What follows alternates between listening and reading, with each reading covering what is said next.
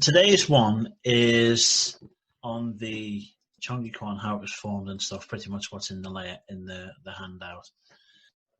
It's interesting because I think, as well as me just talking about the Cheongye Kwan, there'll be lots of opportunities for you to ask questions. And at your level, both of you getting ready for black, in next to no time, then there'll be some things that you know, some that you don't know, and some that you've forgotten. So I think a lesson on Cheongye Kwan history is probably a good one for all of us to have.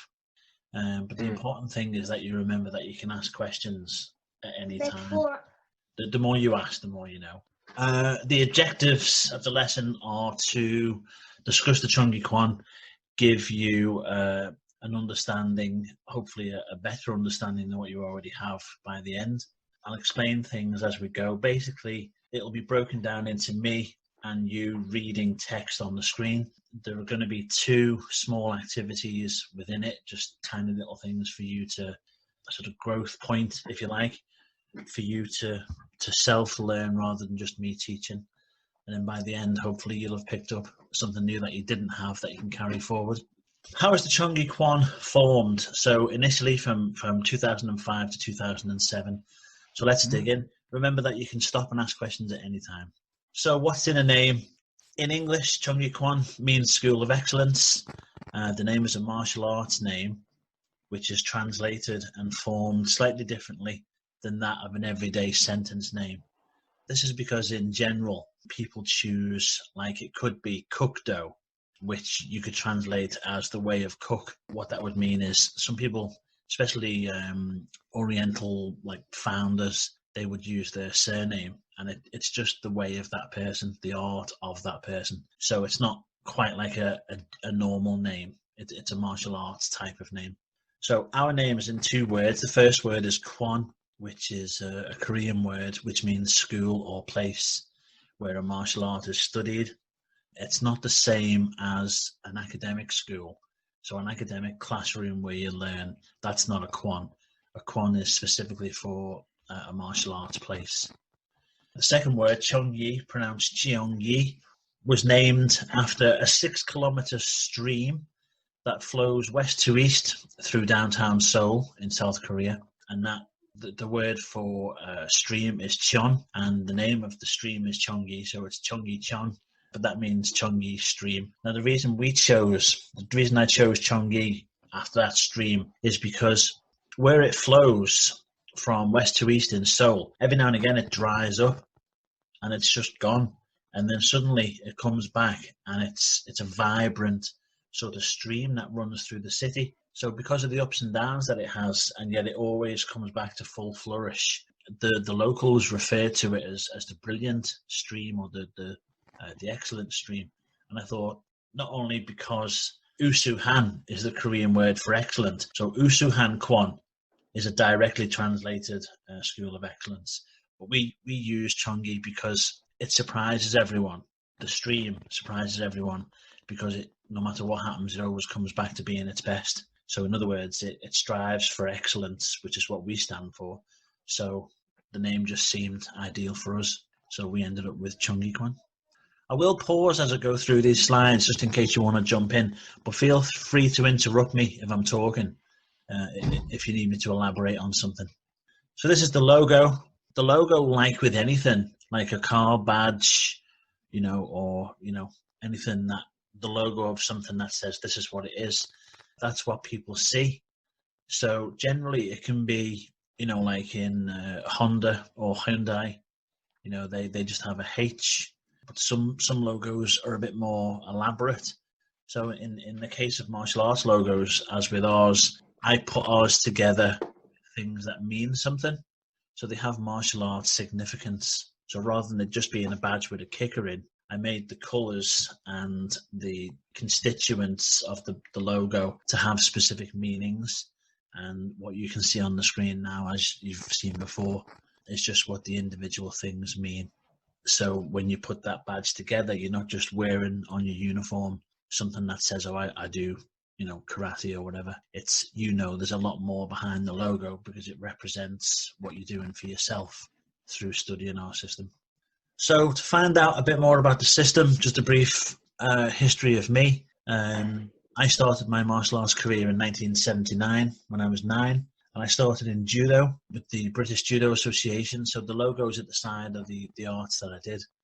And I did that for 3 years till I was 12. And then I left to join Jiu-Jitsu. I won't go into all of the transitions. This is just a sort of bullet point thing. But I moved from a throwing art into another throwing art that had strikes. So I just wanted to elaborate on what I already had. So I went from judo to jiu-jitsu. And then I did that for 4 years till I was 16. At that point, leaving at second. I left at first dan for the other one and second dan for the next one. And then I'd got tired at that point. It was GCSE time. And I'd got a bit tired of spending the last X amount of years being thrown on my back all the time. So I wanted a bit of a break from being thrown. And so if you look at judo as being all throwing and karate being all kicking and punching and jiu-jitsu being in the middle, that's the complete transition. So I went from just throwing to throwing with kicking and punching, which is jiu-jitsu, and then taking out the throwing altogether by going to karate, which was just the kicking and punching. And for me, there was no significant difference when I left karate for Taekwondo because they're both very similar arts.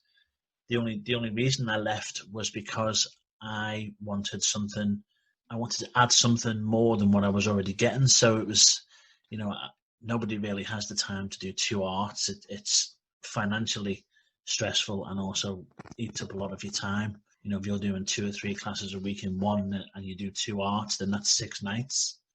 So it's quite a lot.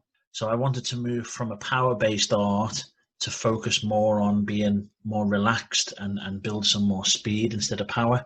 And so I transitioned then into Taekwondo in 1990. And then that's what I stayed in until that's probably what I would have stayed in. The transition into Taekwondo, and then I did that as a student, until 2003, when my Taekwondo instructor asked me if I would open a Taekwondo club.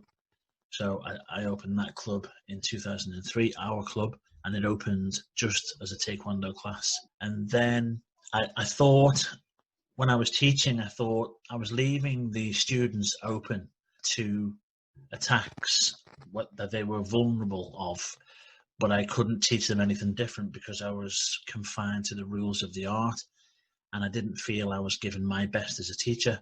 So I thought maybe I should teach something that has everything in. And that's when it occurred to me to develop my own philosophy. So after opening in 2003, I carried on teaching just Taekwondo for the next 2 years. And then in 2005, I thought, right, I'm going to put something together. So between 2005 and 2007, that was the time when the Cheongye Kwan was being born. And I was developing a syllabus and a philosophy and a methodology so that I could work out how it was going to be, how we would grade, what bits we would have and what we wouldn't. So that all took place over the next 2 years. And then in 2007, it was officially made available to the public, and we officially left, the club officially left as teaching pure Taekwondo.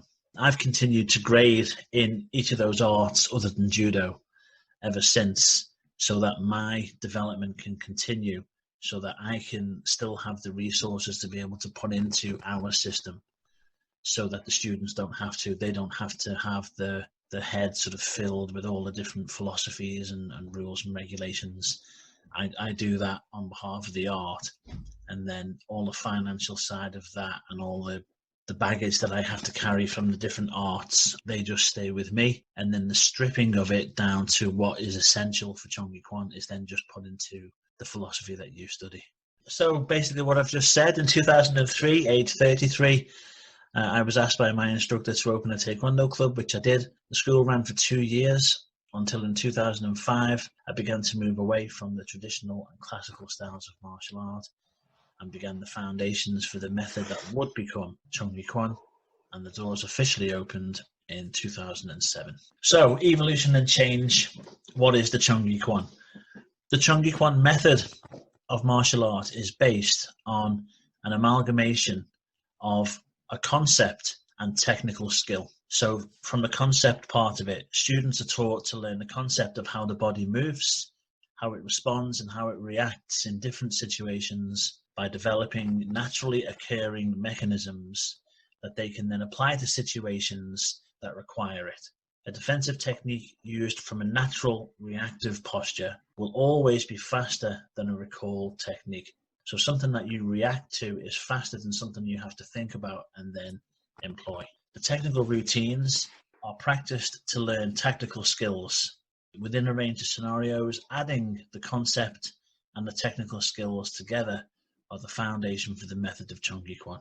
The Cheongye Kwan was formed because I was frustrated during sparring and self-defense practice in what I refer to as unilateral arts, or you could call them classical arts. I felt restricted by the rules of the styles that I was doing, having to hold back techniques that would have been more appropriate during the lessons, but were disallowed due to the regulations. And I thought this was completely opposite to the objectives of effective success in combat. So, for example, in Taekwondo, you can't punch to the face. So if a Taekwondo kick came in to me and their face was open, which it would be because in Taekwondo they don't have a guard for the face, they were just plainly open for hand techniques to the face, but you can't do that because the rules of that art say so.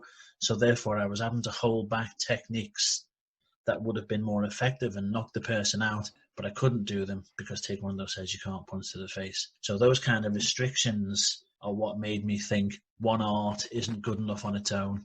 We need to be able to take out these restrictions and do anything we can in response to an attack so that we can defend. When I was in a karate class, you couldn't do this. When I was in a Taekwondo class, you couldn't do this.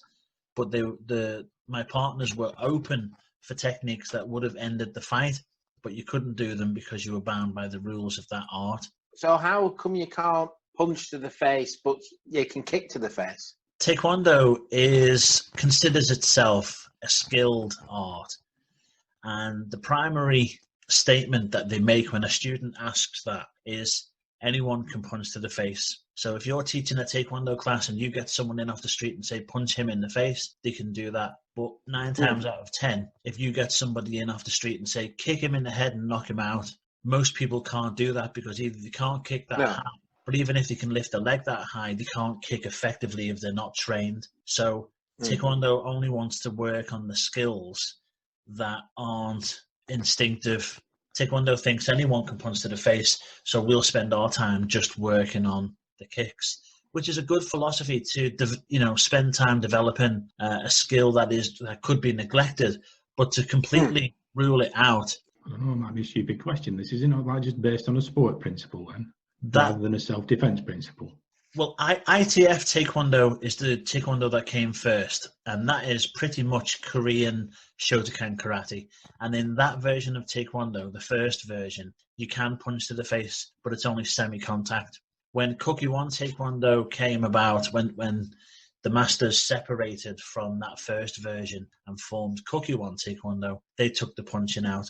And that's the version, the Kokuwan version is the sport version, the Olympic version. So that's the art that's mostly practiced in the world. It's the most practiced martial art in the world, Kokuwan Taekwondo. And it's the art that doesn't allow punching to the face. And the reason it's so popular is because it's an Olympic sport.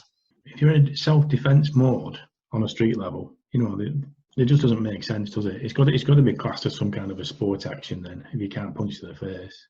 And it's been like that since it was formed. I don't know why. When Choi Hung-hee, when he formed ITF, and it was in rebellion to the occupation by the Japanese, so they changed all the names and all the masters got together and came up with the word Taekwondo. So all the little sort of factions of martial arts got together, put it under an umbrella term of Taekwondo, and then they did that for a bit. And essentially it was Shotokan karate, which the Japanese had been teaching during the occupation. But obviously, the Koreans didn't want anything to do with the Japanese, and when they left, they carried on with the training, but they called it Taekwondo. And eventually, some people just got fed up with it and said, we're going to take away, a bit like when there was Ju-Jitsu, and Jigoro Kano took judo out of it.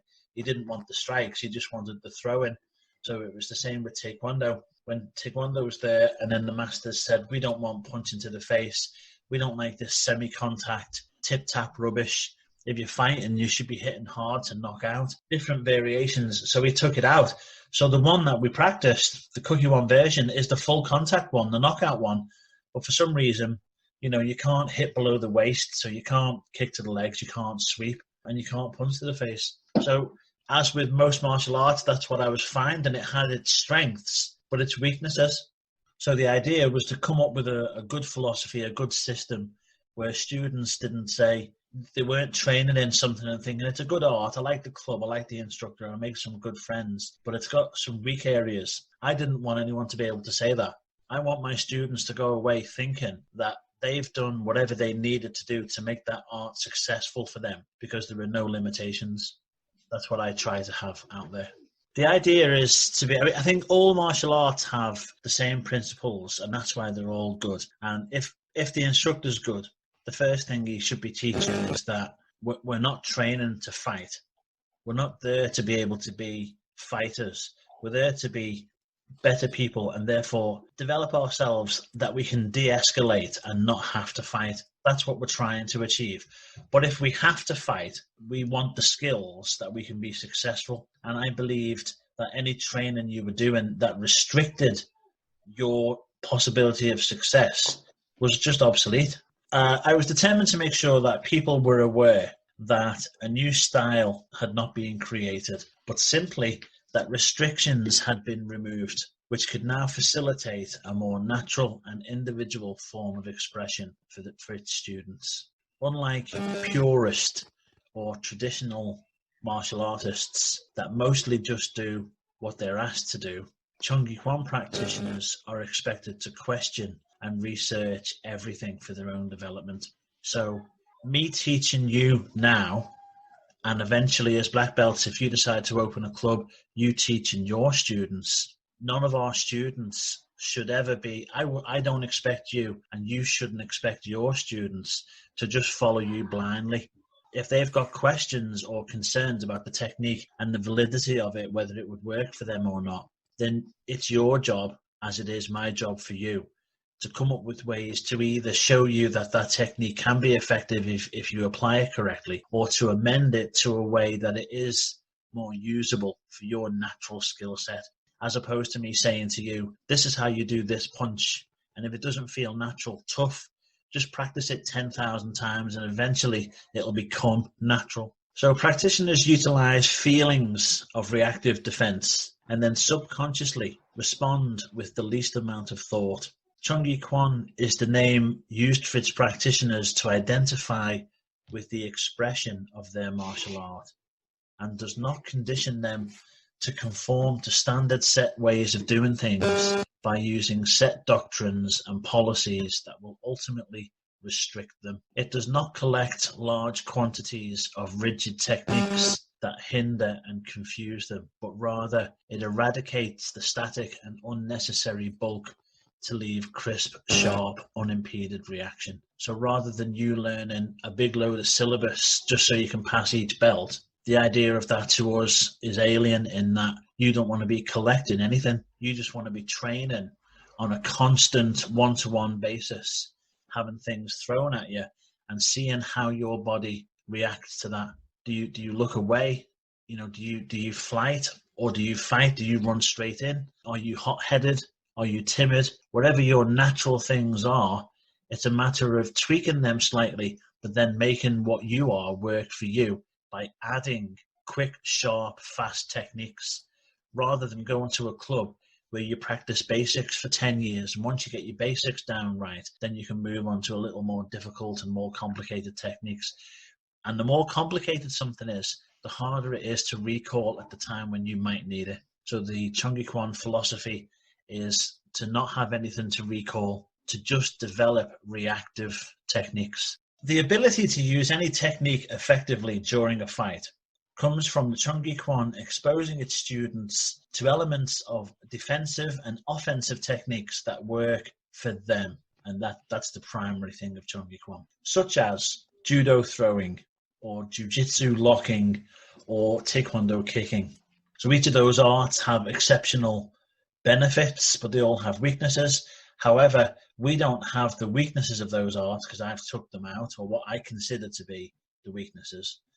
But we've kept the benefits of throwing and grappling from judo, and the benefits of locking and joint breaking from Jiu-Jitsu, and then the accuracy and speed of kicking and punching from Taekwondo and karate. So that's the stripping that's done. So the inessential classical mess has been removed, and just the skills that will enhance the student has been taken. Ultimately, the Cheongye Kwan is simply a vehicle for its practitioners to learn to be in a state of perpetual growth. There's no magic formula or ingredient to it. All we do is we strip away. So like when a sculpture, when he's met with his big block of marble, he doesn't add marble to it to make the sculpture. He strips away, and he says the model's already inside. He's just stripping away the rubbish. So Cheongye Kwan is similar to that. We strip away the classical unnecessary mess that we don't need, and just strip it down to effective technique, but not just effective technique, because a front kick might work for one person but not for another. So we don't throw it in just because it works for me. I throw all the techniques at you that are beneficial, and then you will decide through practice which ones work for you, which don't, which you think might work for you but need some work, or which your mind just can't get around. And those ones that your mind doesn't accept, you will start your own stripping process then, and you will strip away what I give to you and just keep the essentials of what you need. And then when you start to teach, you'll teach your students what you think are effective techniques, what come from you and your experience and background from training, and then they will do the same.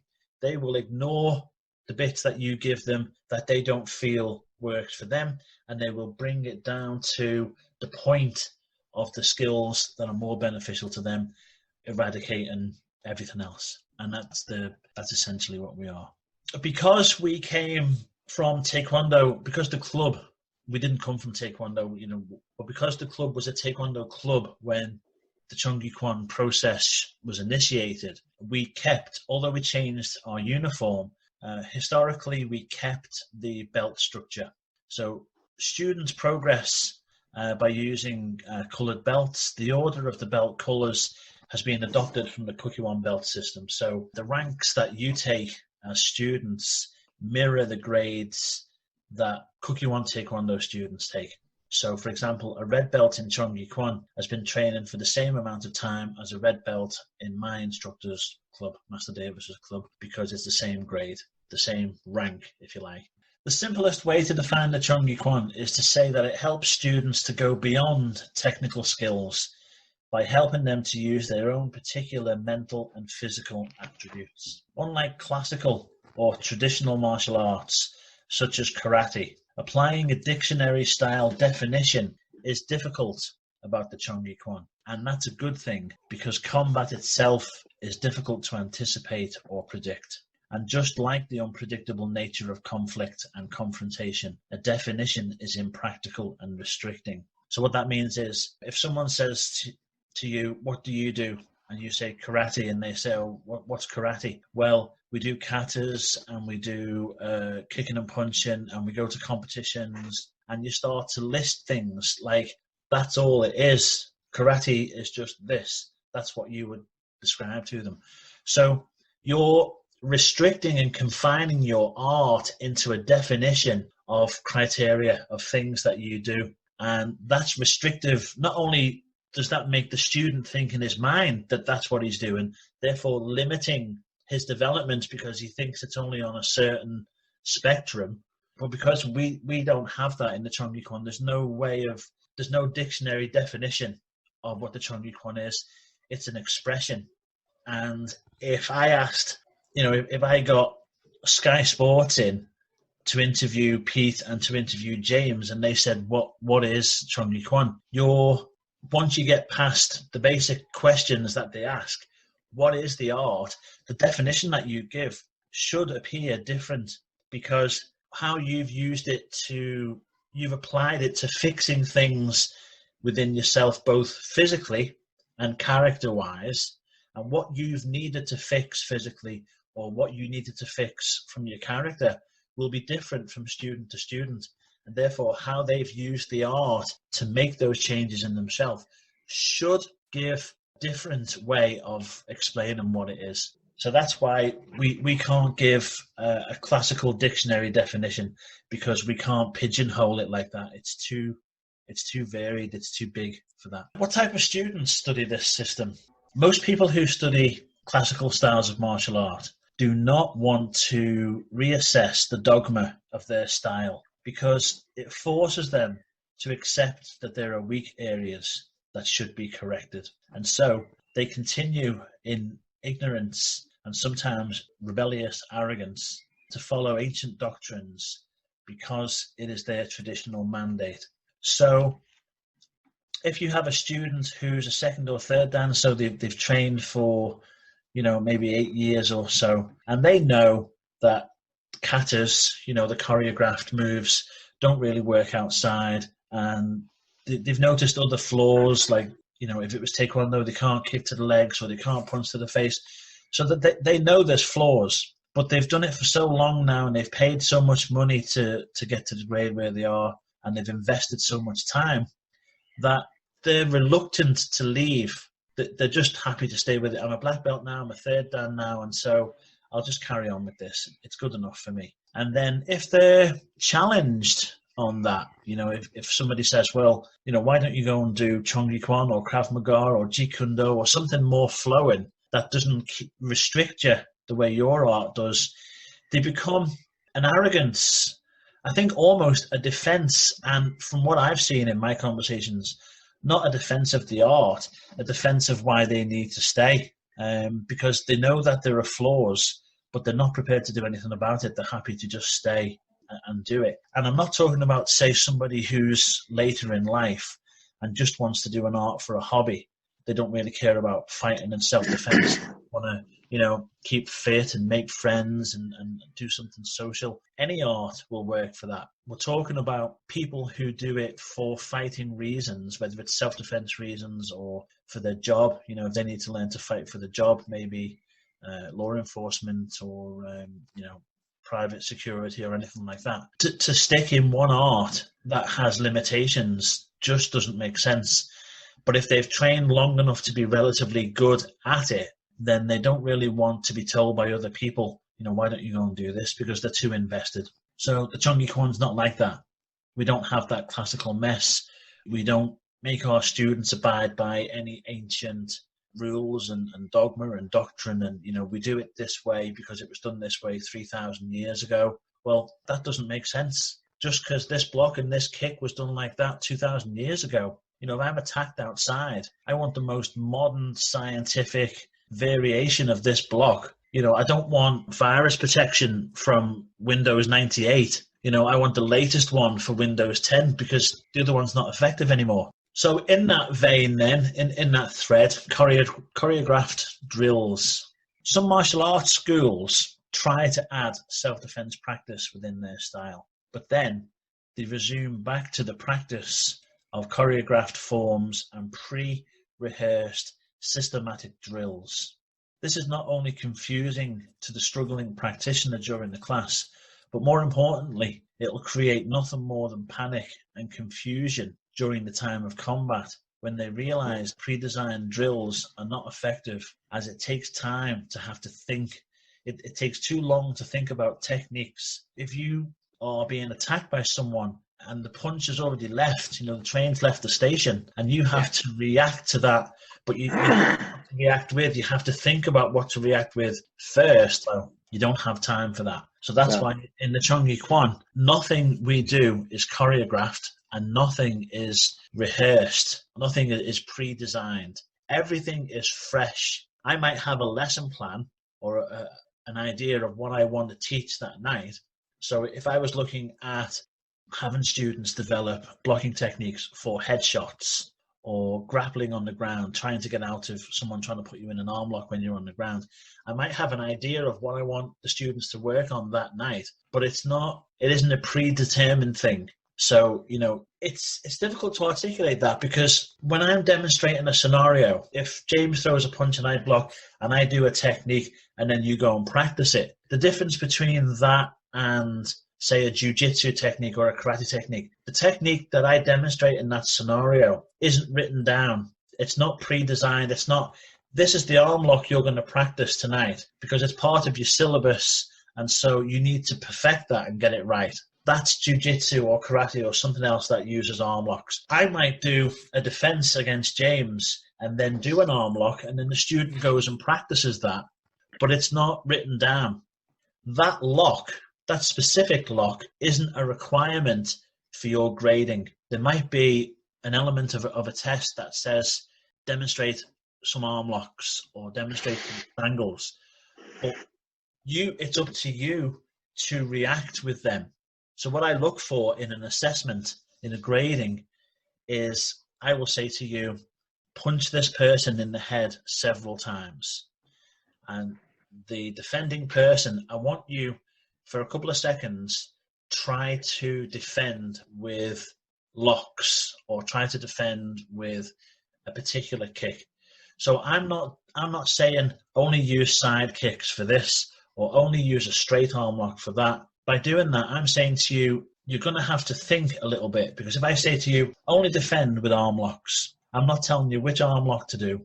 I'm not going to tick off if you do a particular arm lock. What I want to see is if you can, the gap between a punch coming in and you defending with an arm lock, first of all, you have to stop and think, wait a minute, I'm not blocking and countering, I'm using a lock. You don't have time to add on top of that, which lock shall I use? You just have to react with a lock. The first part is a stumble and block. By me saying to you, I want you to do a defense with a lock, you're going to have to stop and think, wait a minute, I'm locking, I'm not striking. That's a stumble and block. So you have even less time to think of a lock. You just have to be locking up and then carrying on with your defense. As opposed to, this is a straight arm lock, this is a back arm lock, this is a figure 4 lock. They're the 3 locks I want you to do in this test. Go over there with your partner and perfect those 3 locks. That's choreographed training. Do you see the difference between the two? So we're not practicing set choreographed techniques. We're practicing every technique, and then in an assessment, in a test, I'm saying to you, show me some locks. You don't have time to think about them. You've just got to react with a lock, therefore developing your reactive skills, not your recall skills. Cheongye Kwan is not a set organization that members can join to learn choreographed routines. There are no magical elements to our method. It's simply, and this is the truest part, it is simply a non-traditional, non-conforming, and non-classical training system with simple, direct reaction, nothing unnecessary or synthetic. The techniques aren't classical, but we're tweaking them to be non-faffable. A side kick might have been used in the samurai days hundreds and hundreds of years ago, but that's only because you've got 2 arms and 2 legs and you can only throw them out in a certain way. And whether it was a martial art, Taekwondo was only developed in the 50s. So it's not the history of the art, how long it's been going. Because if a side kick had never been invented and I invented it today, it would look the same as a front kick that was thrown 2,000 years ago. I'm not saying a side kick and a front kick are the same, but I mean, there's only so many ways you can move your leg, whether it's up or down or side. So it's not the length that it's been in use. It's finding out what we've got: 2 arms, we've got 2 legs, we've got a mouth.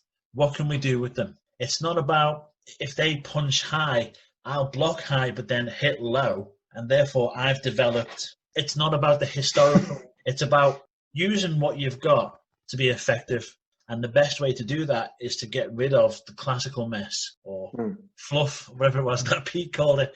Get rid of that and just have usable technique.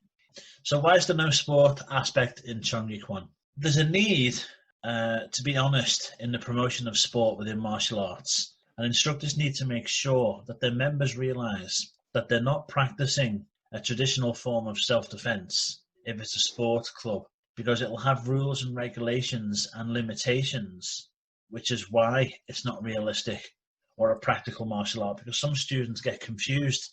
They might go to a Taekwondo club because they think kicking's good and they've seen it in a film and think, if I go and learn that, I'll learn to defend myself. But if the Taekwondo club, like most Taekwondo clubs are, is a sport-orientated club, what they're going to be taught is sport technique, and sport technique doesn't transfer to the street. So instructors need to be clearer with the members of the clubs what type of club it is, rather than, oh, here's another £30 a month to pay for me holiday to the Bahamas. Or, I understand that some instructors teach as a business, but at the same hand, they can't keep students because they need income, and not be, upfront with the student and say, this isn't a self-defense club, it's a sports club, because the student doesn't know the difference one way or the other. There needs to be more honesty in the promotion of sport. The aim of the Cheongye Kwan, unlike sport, is to remove all the non-natural and artificial responses from all forms of expression. And this is done by evaluating and assessing the formal or conformist and ritualistic practices of training, such as the classical stuff, and then eliminating them only to leave a calm and focused point from which the Cheongye Kwan student can move forward in the practical application of a fight, as opposed to the choreographed practice of a fight in the form of sport. A lot of people start their own arts these days. They might have, hopefully they've got a black belt in something, but they might have a black belt in Jiu-Jitsu and think, I want to be able to teach better kicks or something. So they make up their own system. But what you have there is a student who is, depending on their grade, let's say they're second dan, that they're only junior black belts. First to third dan in black belts are only junior black belts. So they're not even senior in their own system. And then they're developing, they go out and teach a style that they add things to, but just things that they might have seen or they've practiced once or twice. And it's not a good way to do it, because there's no foundation, there's no development process. It's not a good way to do it. So the way I did it was, because I already held dan grades in 4 systems, it gave me the opportunity to draw on a black belt's experience in several arts, and just, rather than just mixing things, I'd seen a bit of this on TV or my friend told me about this. But because I had at least dan grade experience in them, which isn't, first and second dan is not high grades, but it's at least 3 to 4 years in an art. And that's long enough to say all the good things that you've seen so far, but there are also some weaknesses. So by 35, my age of 35, and having done all of those arts, at least I had a grounded pot of which to say, that's mess that can be done without. These are the bits that would be essentially useful for students. So it was sort of qualified selection. I'd say if someone had a black belt in 3 or 4 arts and they made an art of those 3 arts, they're qualified by black belt to select what they think is good. I mean, anyone can start any art, call it anything, and do what they want. But in order for them to feel that they're being honest to the students and say, I haven't just made this up by, I watched a couple of Bruce Lee films and now I think I can kick. What you want is someone who has at least done a couple of arts and at least achieved a minimum of first dan, so that they're qualified to say, this, for me, this is a good bit and this is a bad bit. Now, if I was only going to teach me, then Cheongye Kwan would be good enough on its own for me to select what I think was good in the different systems. But because I'm teaching other people, I can't just teach you what I think is good about those systems for me. I have to teach you all of the techniques, still without the classical mess and all of that, but as much of the technique as I can teach, so that you as the students can make your own decision on what works for you and what doesn't. There's no good me saying side kick and back kick are the best kicks. They're the most powerful and the ones you'll use the most in a defensive scenario. Because by now, with both of you approaching black belt by Christmas, it's like, you might be like, I've done 3 years now, I still don't feel back kicks any good. I don't like the way I've got to turn away from my opponent in order to kick him. Or when I hit him, I move something's off with my balance. I've just not been able to master that kick. So you might not think that that's a good kick, so you won't use that in a defensive fight. And when you come to teach your students, you might not even teach it because it's never worked for you, so I won't even bother. And that's not good. So when I say that I consider my selective process to be qualified because I was at least black belt level, that qualifies me to make a selection for me. So I can work on me with my selection. When it comes to teaching the class, the selection is a bit broader because I have to teach you everything I know so that you can make your own selective process. So I'm not teaching you Barry Cook Do. I'm teaching you Cheongye Kwan, which is everything I know, and then you're making your own selections from there. Just be aware that when you come to teach your own students, that you need to teach them everything I've taught you, not just what you think works for you.